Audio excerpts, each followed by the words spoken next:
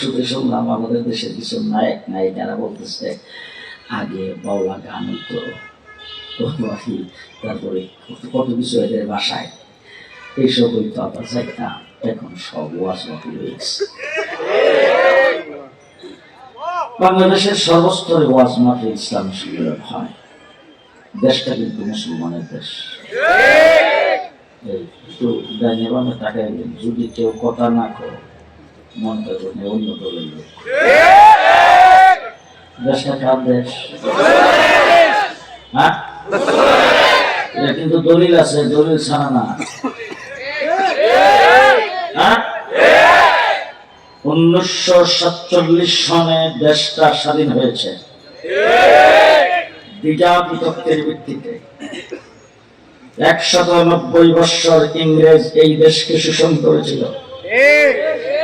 এই দেশ থেকে আলেম ওলামায়ে কেরাম ধর্মপ্রাণ মুসলমানদের লাঠি ডান্ডার বাড়ি খেয়ে যখন দেশ থেকে বিদায় হবে, তখন দ্বিজাতি তত্ত্বের ভিত্তিতে যেখানে মুসলমান মেজরিটি সেটা হবে পাকিস্তান, যেখানে হিন্দু মেজরিটি সেটা হবে হিন্দুস্তান।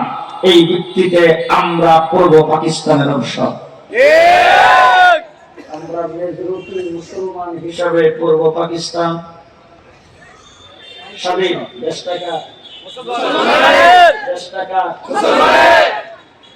পশ্চিম পাকিস্তানিরা আমাদের উপর নির্যাতন আর শোষণ করেছেন, লুণ্ঠন করেছেন। বঙ্গবন্ধু শেখ মুজিবের নেতৃত্বে 7.5 কোটি মানুষ পূর্ব পাকিস্তানের নির্যাতনের প্রতিবাদে মুসলিম জনতার জালেমের বিরুদ্ধে লড়াই করে 1971 সালে দেশকে আমরা 9 মাস রক্তক্ষয়ী যুদ্ধের পরে স্বাধীন করেছি। আজকে আমি যদি বলি রাগ করবেন কিনা জানি না, কাশ্মীর হিন্দুস্তানের অংশ। 70 বছর পর্যন্ত স্বাধীনতার জন্য লড়াই করছেন, আসাম স্বাধীনতার জন্য লড়াই করছেন, ত্রিপুরা স্বাধীনতার জন্য লড়াই করছেন, কিন্তু 70 বছর স্বাধীনতা অর্জন করতে পারেন। আমরা যদি পাকিস্তানের অংশ হতাম, মেজরিটি মুসলমান না হতাম, আমরা 9 মাসের স্বাধীনতা অর্জন করতে পারতাম না। দেশটা স্বাধীন কোন কারণে? মুসলমান। এটাও সবাই কয় না। কোন কারণে? মুসলমান। খুব ভালো করে বুঝছেন, মুসলমান। মুহাম্মদ রাসূলুল্লাহ সাল্লাল্লাহু আলাইহি ওয়াসাল্লামের এই দিন আমাদের দেশ পর্যন্ত সাহাবায়ে কেরামের মাধ্যমে আসছে। ইংরেজ আমাদের দেশ যেমন দখল করেছিল, স্পেনও দখল করেছিল, পর্তুগালও দখল করেছিল। পর্তুগাল এবং স্পেন 800 বছর পর্যন্ত মুসলমান শাসন করার পরে সেই দেশটাকে ইংরেজ দখল করেছে। একই সরকার, একই ক্ষমতা, একই গ্রুপ, একই পাওয়ার, একই ব্রিটিশ এই দেশকেও দখল করেছে, স্পেনকেও দখল করেছে। স্পেন থেকে ইসলামকে বিদায় করে দিয়েছেন, কোরআনকে বিদায় করে দিয়েছেন, টুপিদারি বিদায় করে দিয়েছেন। স্পেনের জমিনে একটা মসজিদ রাখা হয় নাই, একজন মুসলমান রাখা হয় নাই, এক কপি কোরআন শরীফ রাখা হয় নাই। শুধু তাই না, মুসলমানদের বিশাল বড় বড় লাইব্রেরি ছিল, মুসলমানদের তাফসীর ছিল, ফিকহ ছিল, ইতিহাস ছিল, হাদিস গ্রন্থ ছিল, বিশাল বড় বড় লাইব্রেরি ছিল। সেই মুসলমানদের লাইব্রেরির কিতাবগুলো সাগরের মধ্যে, নদীর মধ্যে ফেলে এক ল্যান্ডের রাস্তা বানানো হয়েছে মুসলমানদের কিতাবের উপর দিয়া। মুসলমানদের যত বই পুস্তক কিতাবাদি ছিল সবগুলোকে সময় ধ্বংস করার জন্য স্পেন সরকার, ওই ব্রিটিশ সরকার স্পেন দখল করার পরে আলাদা একটা মন্ত্রণালয় কায়েম করেছে। সেই মন্ত্রণালয়ের মাধ্যমে 55 বছরে মুসলমানদের যাবতীয় সবকিছু সময় বিনাশ করে দিয়েছে। একই ক্ষমতা দল, একই সরকার, একই পাওয়ার আমাদের দেশে দখল করেছে। অনেক 200 বছর চেষ্টা করার পরে এই দেশ থেকে ইসলামকে বিদায় করতে পারে নাই। ইসলামকে এই দেশ থেকে একদিনের জন্য বিদায় করতে পারে নাই, একদিনের জন্য এই দেশ থেকে আজানকে বিদায় করতে পারে নাই, একদিনের জন্য এই দেশ থেকে নামাজকে বিদায় করতে পারে নাই। স্পেনে পারলো, এখানে কেন পারলো না? একই সরকার, একই পাওয়ার, একই ব্রিটিশ, একই লন্ডনী, এখানে পারলো না, স্পেনে পারলো। কারণটা কি? সেই কারণটা যদি অনুধাবন করেন, যদি বুঝতে পারেন, আলেম ওলামায়ে কেরামের অবদান বুঝে আসবে। দেশ স্বাধীন কাদের কারণে হয়েছে বুঝে আসবে, কওমি মাদ্রাসা বুঝে আসবে, দেওবন্দি মাদ্রাসা বুঝে আসবে। স্পেন থেকে ইসলামকে বিদায় করেছেন, সেখানকার মুসলমান ভীত সন্ত্রস্ত, প্রতিবাদ করার কেউ নাই, বুক টান করে দাঁড়াইবার কেউ নাই। মুসলমানদেরকে ধোঁকা দিয়েছেন, বলছেন তোমাদের মসজিদে আশ্রয় গ্রহণ করো, ইবাদতখানায় যাও, তোমাদেরকে নিরাপত্তা দেওয়া হবে। আমাদের স্টিমারগুলি সাগরের কিনারে রাখা আছে, সেই স্টিমারে যে আরোহণ করো, সেখানে তোমার অবস্থান গ্রহণ করো, স্টিমার দিয়ে তোমাকে নিরাপদ স্থানে পৌঁছায় দেওয়া হবে। মুসলমান হাত পাও উঠায়া কোনো প্রতিবাদ নাই, তাদের স্টিমারে যে আরোহণ করেছেন, মসজিদে যে আশ্রয় নিয়েছেন, একই দিনে একই টাইমে মসজিদের বাহিরে ভিতরে পেট্রোল দিয়ে সমস্ত মুসলমানকে আগুন জ্বালায়া বিনাশ করে দেওয়া হয়েছে। যারা স্টিমারে আরোহণ করেছিলেন, স্টিমার সাগরের মধ্যখানে নিয়ে নিচ দিয়া সিদ্ধি করে সাগরের মধ্যখানে সমস্ত মুসলমানকে পানিতে ডুবাইয়া মারা হয়েছে। যেই দিন ইংরেজরা এইবার মুসলমানকে নিধন করেছিল, সেই দিনটা হলো এপ্রিল মাসের 1 তারিখ। ওই দিন থেকে ওই ইংরেজরা, ওই ব্রিটিশ এই দিনটাকে খুশির দিন হিসাবে, এপ্রিল ফুল হিসাবে পালন করে। আমার দেশের স্কুল, কলেজ, ইউনিভার্সিটি শিক্ষার্থীরা তারাও এপ্রিল ফুল পালন করে। নাউজুবিল্লাহ, কালকে সকালে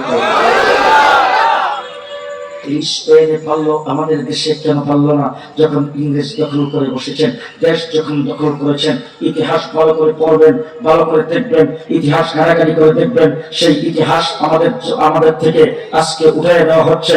সেই ইতিহাস কোথাও লিপিবদ্ধ হয় না, ইতিহাস কোথাও পড়ানো হয় না। ইতিহাস সাক্ষ্য দিয়েছে ওখানে পারলো, এখানে কেন পারলো না? এখানকার বড় বড় লিডার ছিল। আমার দেশ 56,000 বর্গ মাইল, ভারত উপমহাদেশ, বিশাল দেশ। সেই দেশের যারা বড় বড় রাজনৈতিক দল ছিল, সেই দলের যিনি সভাপতি, যিনি সেক্রেটারি, যিনি কেশিয়ার, যিনি প্রেসিডেন্ট সদস্য, ওই সমস্ত বড় বড় লিডার ছিলেন। ওই সমস্ত বড় বড় লিডাররা ইংরেজের সঙ্গে চাটুকার হয়েছে, লাইন লাগাইছে, জায়গা জমি ভর ধরিয়েছে, বড় বড় উহুদা পেয়েছে, ইংরেজের সঙ্গে খাতির জমায়েছেন, ইংরেজের সঙ্গে খাতির জমায়েছেন। একটা টু শব্দ ইংরেজের বিরুদ্ধে বলার মতো কোনো ক্ষমতা কোন লিডারের ছিল না, কোন নেতার ছিল না। একটা টু শব্দ ইংরেজের বিরুদ্ধে বলে নাই। যদি বলে তাকে বুক টান করে যদি দাঁড়িয়ে থাকে, আরে ওলামায়ে কেরাম দাঁড়িয়েছেন, তাদের লিডার শেখ আব্দুল আজিজ মুহাদ্দিস দেহলভী দিল্লির জামে মসজিদের মিম্বরে উঠে কুলকা দিয়ে বলছেন, ভারতের মুসলমানেরা ইংরেজের বিরুদ্ধে যুদ্ধ করা ফরজ।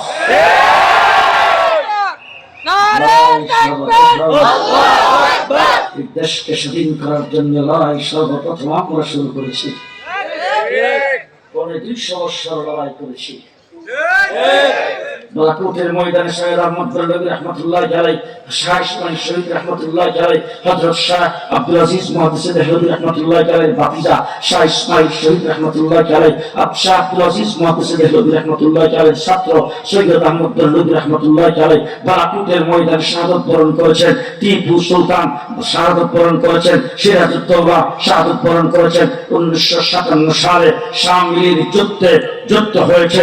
সেই যুদ্ধের প্রধান সেনাপতি ছিলেন দেওবন্দ দারুল উলুম মাদ্রাসা, যিনি প্রতিষ্ঠা করেছেন হুজ্জাতুল ইসলাম কাসেম নানভী রাহমাতুল্লাহ আলাইহি। সেই যুদ্ধের আগে যে ছায়া সরকার গঠন করা হয়েছিল, সেই ছায়া সরকারের প্রেসিডেন্ট ছিলেন সৈয়দুত তাইফা, সকল হকপন্থী পীরের গুরা হযরত হাজী ইমদাদুল্লাহ মহাজের মক্কি রাহমাতুল্লাহ আলাইহি। সেই সরকারের প্রধান বিচারপতি ছিলেন হযরত রশিদ আহমদ গঙ্গোহী রাহমাতুল্লাহ আলাইহি। দেশটা কার? দেশ মুসলমানের দেশ। আমরা কারা? আস্তে করে, আস্তে আস্তে শুনে আসতে করে যারা চেয়ারে বসে যান আপনারা বলেন আমরা কারা?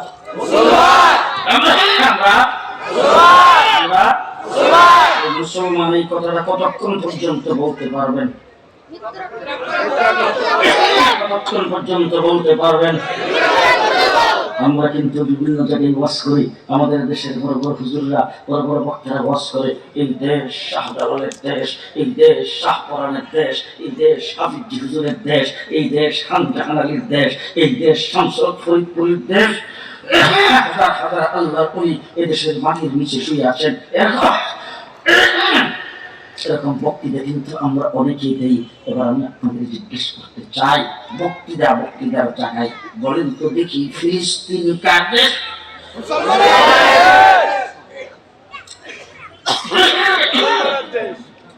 ফিলিস্তিন কার দেশ? মুসলমানের দেশ, নবীদের দেশ, নবীদের দেশ, নবীদের দেশ। আজকে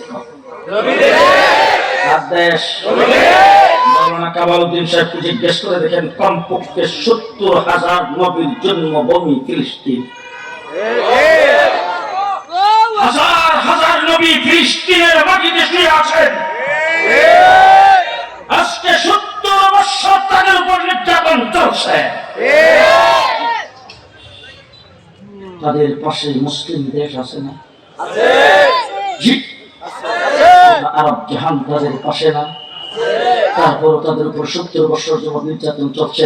আজকে মুসলমানদের মা বোন নিরাপদ নয়, ছোট ছোট বাচ্চা পর্যন্ত নিরাপদ নয়, কুলের শিশু পর্যন্ত নিহত হচ্ছে, শহীদ হচ্ছে, বর্বর আচরণ তাদের সাথে করা হচ্ছে 70 বছর পর্যন্ত।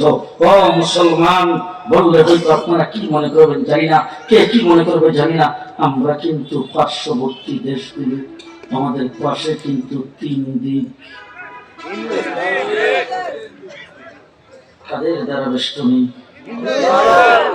যারা গরু জবাই করতে দেয় না, যারা কুরবানি করতে দেয় না, যারা গরুর গোশত বিক্রি করতে দেয় না, যারা গুজরাটের মুসলমানদেরকে কুচো কাটা করে আগুন দিয়ে পুরায় মারে, যারা কাশ্মীরের মুসলমানদের উপর নির্যাতন করে, বাবরি মসজিদকে ভেঙে মাটির সাথে মিশিয়ে দিয়ে যারা রাম মন্দির নির্মাণ করেছে। এই জন্য জিজ্ঞেস করেছি, মুসলমান কতক্ষণ থাকতে পারবে? আল্লাহ না করুক, আল্লাহ না করুক, আল্লাহ না করুক এমন কোন পরিস্থিতি যদি আসে, দেশের স্বাধীনতা যদি লুণ্ঠিত হয়ে যায়, এমন কোন পরিস্থিতি আসে, হিন্দু বৌদ্ধ খ্রিস্টান অথবা কোন বিজাতিদের দ্বারা দেশটা যদি কবজায় চলে যায়, এই দেশের কোন নাস্তিক মুরতাদের কোন পাই দাঁড়ায়, ইসলাম বিরোধীদের পাই দাঁড়ায়, দেশটা যদি মুসলমানদের হাত থেকে চলে যায়, এমন অবস্থা যদি আসে, আপনি আমার সামনে যদি বন্দুকের গুলি তাক করে যদি বলে ইসলাম ছাড়তে হবে, এই মুহূর্তে আপনারা কি পারবেন? আমি একজন মুসলমান।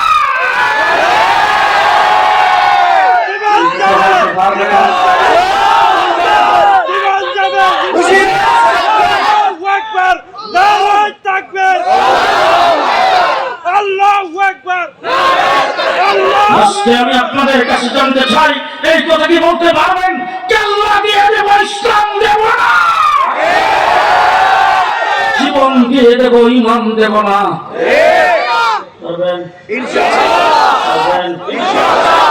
আমরা কোন নবীর উম্মত? হযরত মুসা আলাইহিস সালামের উম্মতদেরকে মুসা আলাইহিস সালাম বলেছেন, ও উম্মতেরা